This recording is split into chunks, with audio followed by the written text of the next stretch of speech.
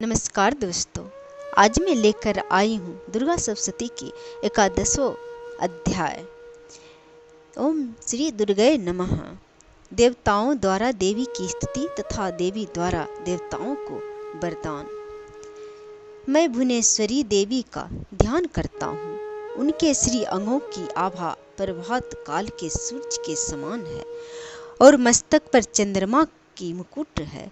वे उभरे हुए स्तनों और 3 नेत्रों से युक्त है। उनके मुख पर मुस्कान की छटा छाई हुई। हाथों में वरद, अंकुश, पाश एवं अभय मुद्रा शोभा पाते हैं। ऋषि कहते हैं देवी के द्वारा वहां महादैत्यपति शुंभ के मारे जाने पर इंद्र आदि देवताओं अग्नि को आगे करके उन कात्यायनी देवी की स्तुति करने लगे। उस समय अभीष्ट की प्राप्ति होने से उनके मुख कमल दमक उठे और उनके प्रकाश से दिशाएं भी जगमगा उठी थी। देवता बोले, शरणागत की पीड़ा दूर करने वाली देवी हम पर प्रसन्न हो। संपूर्ण जगत की माता प्रसन्न हो। विश्वेश्वरी, विश्व की रक्षा करो देवी, तुम्ही चराचर जगत की अधीश्वरी हो। तुम इस जगत का एकमात्र आधार हो, क्योंकि पृथ्वी रूप में तुम ही स्थित है। देवी तुम्हारा पराक्रम अलंघनीय है। तुम ही जल रूप में स्थित होकर संपूर्ण जगत को तृप्त करती हो। तुम अनंत बल संपन्न वैष्णवी हो। विश्व की कारण भूता परा माया हो। देवी तुमने इस समस्त जगत को मोहित कर रखा है। तुम ही प्रसन्न होने पर इस पृथ्वी पर मोक्ष की प्राप्ति कराती हो। देवी संपूर्ण दिशाएं, संपूर्ण विद्याएं तुम्हारे ही भिन्न भिन्न स्वरूप है। जगत में जितनी स्त्रियां हैं वे सब तुम्हारी ही मूर्ति है। जगदम्बे, एकमात्र तुमने ही इस विश्व को व्याप्त कर रखा है। तुम्हारी स्तुति क्या हो सकती है। तुम तो सत्वन करने योग पदार्थों से परे हो एवं परावाणी हो। जब तुम सर्व स्वरूपा देवी स्वर्ग तथा मोक्ष प्रदान करने वाली हो, तब इसी रूप में तुम्हारी इस स्तुति हो गई। तुम्हारी स्तुति के लिए इससे अच्छी युक्तियां और क्या हो सकती है। बुद्धि स्वरूप बल सब लोगों के हृदय में विराजमान रहने वाली तथा स्वर्ग एवं मोक्ष प्रदान करने वाली नारायणी देवी, तुम्हें नमस्कार है।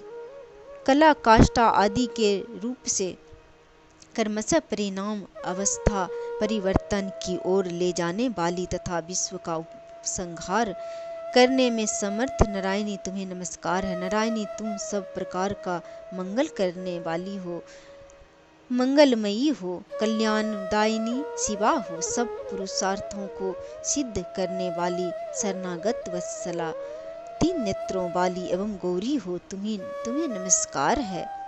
तुम सृष्टि, पालन और संहार की शक्ति भूता सनातनी देवी, गुणों का आधार तथा सर्वगुणमयी हो। नारायणी, तुम्हें नमस्कार है। शरण में आए हुए दीनों एवं पीड़ितों का रक्षा में संलग्न रहने वाली तथा सबकी पीड़ा दूर करने वाली नारायणी देवी, तुम्हें नमस्कार है। नारायणी, तुम ब्रह्मानी का स्वरूप हो।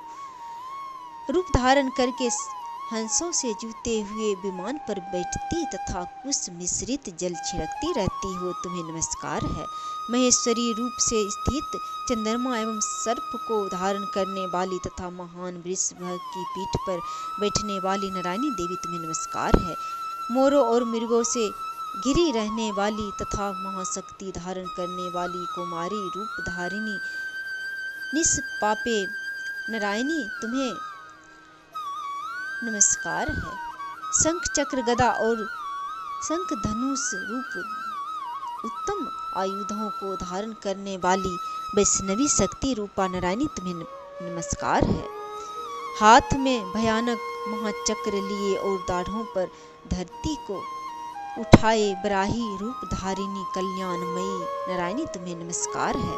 भयंकर नरसिंह रूप से दैत्य के वध के लिए उद्यत रहने वाली तथा त्रिभुवन की रक्षा में संलग्न रहने वाली नारायणी तुम्हें नमस्कार है। मस्तक पर किरीट और हाथ में महावज्र धारण करने वाली, सहस्त्र नेत्रों के कारण उद्दीप्त दिखाई देने वाली और वत्रासुर के बाणों का अपहरण करने वाली इंद्र शक्ति रूपा नारायणी देवी तुम्हें नमस्कार है। शिवदूती रूप से दैत्यों की महती सेना का संहार करने वाली, भयंकर रूप धारण तथा विकट गर्जना करने वाली नारायणी तुम्हें नमस्कार है। दाढ़ों के कारण विकराल मुख वाली, मुंडमाला से विभूषित मुंडमार्दिनी चामुंडा रूपा नारायणी तुम्हें नमस्कार है। लक्ष्मी, लज्जा, महाविद्या, श्रद्धा, विष्टि, पुष्टि, स्वधा, ध्रुवा, महारात्रि तथा महाअविद्या रूपा नारायणी तुम्हें नमस्कार है। मेधा स्वरूपा, मेधा सरस्वती, बरा, श्रेष्ठ, श्रेष्ठा, भूति, ऐश्वर्य रूपा, भरावरी, भूरे रंग की अथवा पार्वती, तामसी, महाकाली, नियता, संयम परायणा तथा ईसा सबकी अधीश्वरी रूपिणी नारायणी तुम्हें नमस्कार है। सर्वस्वरूपा, सर्वेश्वरी तथा सब प्रकार की शक्तियों से संपन्न दिव्य रूपा देवी, दुर्गे देवी, सब भयों से हमारी रक्षा करो, तुम्हें नमस्कार है। कात्यायनी, यह 3 लोचनों से विभूषित तुम्हारा सोम मुख सब प्रकार के भयों से हमारी रक्षा करें, तुम्हें नमस्कार है। भद्रकाली, ज्वालाओं के कारण विकराल प्रतीत होने वाला, अत्यंत भयंकर और समस्त असुरों का संहार करने वाला तुम्हारा त्रिशूल भय से हमें बचाए, तुम्हें नमस्कार है। देवी, जो अपनी ध्वनि से संपूर्ण जगत को व्याप्त करके दैत्य के तेज नष्ट किए देता है, वह तुम्हारा घंटा हम लोगों की पापों से उसी प्रकार पर रक्षा करे जैसे माता अपने पुत्रों की बुरे कर्मों से रक्षा करती है। चंडिके, तुम्हारे हाथों में सुशोभित खड्ग जो असुरों के रक्त और चर्बी से चर्चित है, हमारा मंगल करे, हम तुम्हें नमस्कार करते हैं। देवी, तुम प्रसन्न होने पर सब रोगों को नष्ट कर देती हो और कुपित होने पर मनोवांछित सभी कामनाओं का नाश कर देती हो। जो लोग तुम्हारी शरण में जा चुके हैं उन पर विपत्ति तो कभी आती ही नहीं। तुम्हारी शरण में गए हुए मनुष्य दूसरों को शरण देने वाले हो जाते हैं। देवी अंबिके, तुमने अपने स्वरूप को अनेक भागों में विभक्त करके नाना प्रकार के रूपों से जो इस समय इन धर्मद्रोही महादैत्यों का संहार किया है, वह सब दूसरी कौन कर सकती थी। विद्याओं में ज्ञान को प्रकाशित करने वाले, शास्त्रों में तथा आदि वाक्यों में, वेदों में तुम्हारे सिवा और किसका वर्णन है। तुम तथा तुमको छोड़कर दूसरी कौन ऐसी शक्ति है जो इस विश्व को अज्ञानमय घोर अंधकार से परिपूर्ण ममता रूपी गड्ढे में निरंतर भटका रही हो। जहाँ राक्षस, जहाँ भयंकर विष वाले सर्प, जहाँ शत्रु, जहाँ लुटेरों की सेना, जहाँ दवानल और वहाँ तथा समुद्र के बीच में भी साथ रहकर तुम विश्व की रक्षा करती हो। विश्वेश्वरी, तुम विश्व का पालन करती हो, विश्व स्वरूपा हो, इसलिए संपूर्ण विश्व को धारण करती हो। तुम भगवती विश्वनाथ की भी वंदनीय हो। जो लोग भक्ति पूर्वक तुम्हारे सामने मस्तक झुकाते हैं, वे संपूर्ण विश्व को आश्रय देने वाले होते हैं। देवी, प्रसन्न हुओ, जैसे इस समय असुरों का वध करके तुमने शीघ्र ही हमारी रक्षा की है, उसी प्रकार सदा हमें शत्रुओं के भय से बचाओ। संपूर्ण जगत का पाप नष्ट कर दो और उत्पात एवं पापों के फल स्वरूप प्राप्त होने वाले महामारी आदि बड़े बड़े उपद्रवों को शीघ्र दूर करो। विश्व की पीड़ा दूर करने वाली देवी, हम तुम्हारे चरणों पर पड़े हुए हैं, हम पर प्रसन्न हो। त्रिलोक निवासियों की पूजनीय परमेश्वरी, सब लोगों को वरदान दो। देवी बोली, देवताओं, मैं वर देने को तैयार हूँ। तुम्हारे मन में जिसकी इच्छा हो वह वर मांग लो। संसार के लिए उस उपकारक वर को मैं अवश्य ही दूंगा।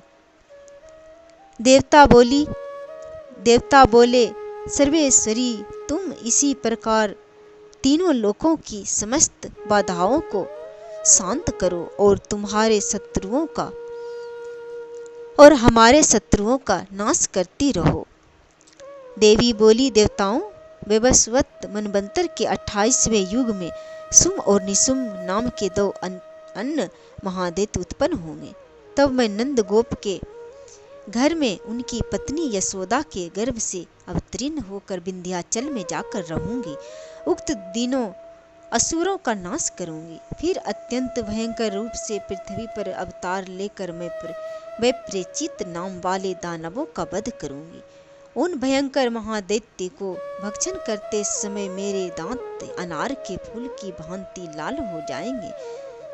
तब स्वर्ग में देवता और मृत्युलोक में मनुष्य सदा मेरी स्तुति करते हुए मुझे रक्तदंतिका कहेंगे। फिर जब पृथ्वी पर 100 वर्षों के लिए वर्षा रुक जाएगी और पानी का अभाव हो जाएगा, उस समय मनुष्यों के मुनियों के सत्वन करने पर मैं पृथ्वी पर आयोनिजा रूप से प्रकट होऊंगी और 100 नेत्रों से मुनियों को देखूंगी। अतः मनुष्य शताक्षी इस नाम से मेरा कीर्तन करेंगे। देवताओं, उस समय मैं अपने शरीर से उत्पन्न हुई शाकों द्वारा समस्त संसार का भरण पोषण करूंगी।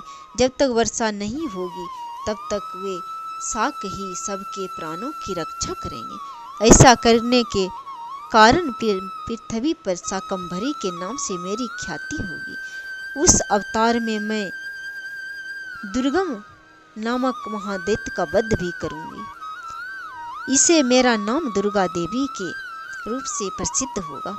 फिर मैं जब भीम रूप धारण करके मुनियों की रक्षा के लिए हिमालय पर रहने वाले राक्षसों का भक्षण करूंगी, उस समय सब मुनि भक्ति से नतमस्तक होकर मेरी स्तुति करेंगे। तब मेरा नाम भीमा देवी के रूप में विख्यात होगा। जब अरुण नामक दैत्य तीनों लोकों में भारी उपद्रव मचाएगा, तब मैं तीनों लोकों का हित करने के लिए 6 पैरों वाले असंख्य भ्रमरों का रूप धारण करके उस महादैत्य का वध करूंगी।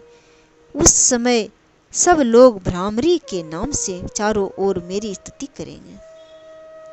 इस प्रकार जब जब संसार में दानवी बाधा उपस्थित होगी, तब तब अवतार लेकर मैं शत्रुओं का संहार करूंगी। इस प्रकार मार्कंडेय पुराण में सार्वजनिक मनवंतर के कथा के अंतर्गत देवी महात्म्य देवी स्तुति नामक 11वां अध्याय पूरा हुआ। जय श्री हरि।